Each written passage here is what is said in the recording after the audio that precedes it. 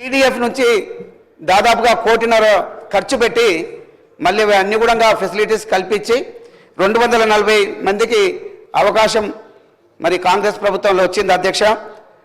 ఆ టైంలో దాదాపుగా 1400 ఇండ్లు బీద వాళ్ళ కోసానికి కట్టిస్తామని చెప్పిన ఆ ప్రభుత్వం అవి తుంగలలోకి బీదలను పట్టించుకోకుండా మరి కాలయాపన చేసినటువంటి పరిస్థితి. కాంగ్రెస్ ప్రభుత్వం వచ్చిన తర్వాత తప్పనిసరిగా బీదలకు గూడు ఉండే విధంగా చూస్తామని చెప్పినారు. దానికి కట్టుబడి గౌరవ ముఖ్యమంత్రి గారు, గౌరవ మంత్రివర్యులు పొంగులేటి శ్రీనివాసరెడ్డి గారు అవకాశం ఇచ్చినారు. చాలా సంతోషం. కానీ ఆ 3500 ఇండ్లు సరిపోయేటువంటి పరిస్థితి లేదు.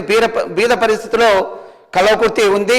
చాలామంది దాదాపుగా ఇంకా 4000 మంది ఆ L1లోనే ఉన్నారు. అది తక్షణమే చేయాల్సిన అవసరం ఉంది. గౌరవ మంత్రి గారు ఒక MRO ఆఫీసు ఓపెనింగ్కి అక్కడికి వచ్చి ఉన్నారు. ఆ రోజు పెద్ద ఎత్తున వాళ్ళందరి డిమాండ్ను బట్టి 1000 ఇండ్లు అడిషనల్గా ఇస్తామని చెప్పినారు. గౌరవ మంత్రి గారికి మళ్ళీ నేను రిక్వెస్ట్ చేస్తున్నా మీ ద్వారా, మరి ఆ 1000 ఇండ్లు కాకుండా ఇంకొక 3000 ఇండ్లు ఇవ్వాల్సిన అవసరం ఉంది. అక్కడ ఉన్నటువంటి పరిస్థితులను దృష్టిలో పెట్టుకోవాలని చెప్పేసి రిక్వెస్ట్ చేస్తున్నా. ఇంకొక విషయం గౌరవ మంత్రి గారికి మీ ద్వారా తెలియజేయడం, పైలట్ ప్రాజెక్టు కింద కొన్ని మండలానికి ఒక గ్రామాన్ని తీసుకొని ఇండ్లు కట్టమని చెప్పినారు. అందరికీ ఇచ్చే అవకాశం ఉన్నది, ఇచ్చి ఉన్నాం. అయితే ఆ రోజు కొద్దిగా హడావుడిగా జరిగినటువంటి కార్యక్రమంలో కొంతమంది 600 లోపల స్క్వేర్ ఫీట్లు కట్టమంటే కొద్దిగా ఎక్కువ కూడా కట్టినారు. వారికి మరి తెలియనటువంటిది ఆ రోజు పూర్తి స్థాయిలో అవగాహన లేకపోవడం కానీ ఆ రిస్ట్రిక్షన్ తెలియక బీద వాళ్ళు కొంత పెద్దగా కూడా కట్టుకున్నారు. దాదాపుగా ఒక 100 స్క్వేర్ ఫీట్లు 200 స్క్వేర్ ఫీట్ల కూడా ఎక్కువ పెట్టినారు. మరి మీ ద్వారా గౌరవ మంత్రి గారికి రిక్వెస్ట్ చేస్తూ ఉన్నా, అది కన్సిడర్ చేసి ఆ బిల్లులు ఇప్పించాల్సిందిగా పైలట్ ప్రాజెక్టు కింద. అదేవిధంగా తెలియకనో తెలిసో కానీ దాదాపుగా బేస్మెంట్ వేసినప్పుడు ఒక 10-20 స్క్వేర్ ఫీట్స్ ఎక్కువ కట్టినటువంటి సందర్భాలు ఉన్నాయి. అది పొరపాటున చేసినటువంటిది, తెలియక చేసినటువంటిది. మరి అలాంటివి మా కల్వకుర్తి కాన్స్టిట్యున్సీలో దాదాపుగా ఒక 70 నుంచి 75 మధ్యన ఉన్నాయి. వాటికి బిల్స్ ఇవ్వకపోతే బీద వాళ్ళు గవర్నమెంట్ సపోర్ట్ చేస్తుంది అని చెప్పేసి ముందుకు వచ్చినారు.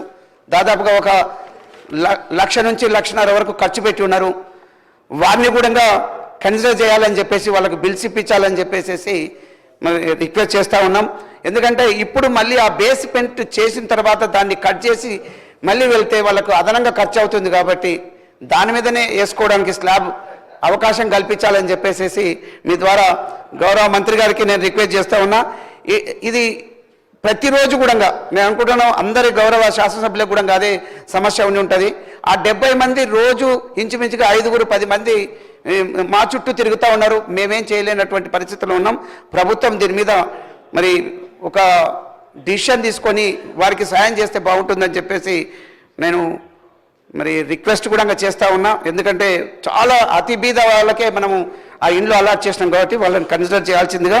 అదేవిధంగా మళ్ళొకసారి నేను గుర్తు చేస్తూ ఉన్నా, 4000 ఇండ్లు దాదాపుగా మా కాన్స్టిట్యున్సీకి ఇస్తే L1లో ఉన్న వాళ్ళకే, అంటే అతి బీద వాళ్ళకి ఎక్కడో చిన్న ల్యాండు 70 గజాలు 100 గజాల లోపల ఉన్నటువంటి వాళ్లకు మరి ఇల్లు కట్టుకోవడానికి అవకాశం ఉంది. కాబట్టి గౌరవ మంత్రి గారిని 4000 ఇండ్లు ఇవ్వాల్సిందిగా కోరుతా ఉన్నాం.